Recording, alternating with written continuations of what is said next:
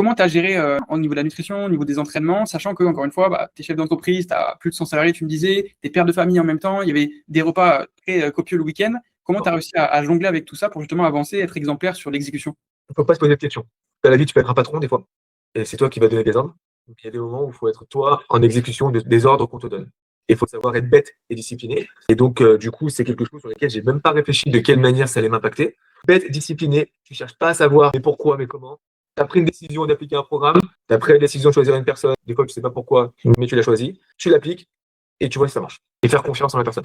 On y va et puis on se pose pas de questions. Je dors peut-être en moyenne entre 4 et 6 heures par nuit, vraiment haché parce que j'ai eu un bébé le 1er septembre, on a commencé le programme le 29, il fait pas encore ses nuits.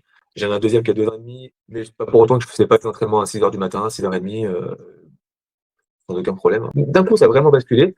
Et après, dans la satisfaction de vraie satisfaction visuelle.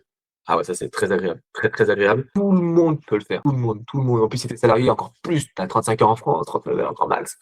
Ben alors là, quand je dis tout le monde peut le faire, zéro excuse. De l'orga, de l'organisation. Ça part du plaisir à préparer son sac la veille. Mais c'est des conneries, j'ai pas le temps. Mais non, je dis pas ça à moi.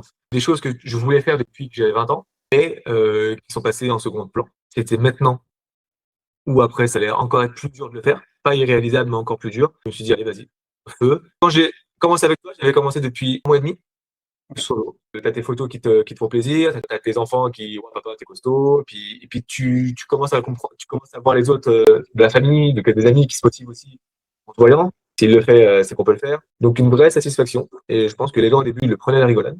Aujourd'hui, ils se rendent compte que je suis prêt pour rigoler. Pour moi, c'est un jeu. Je prends ça comme un jeu, comme un plaisir et comme l'objectif de gagner. Donc je le prends pas du tout comme une contrainte. Ça me fait kiffer de le faire. Dans un objectif aussi de se sentir mais vraiment 100 000 fois mieux.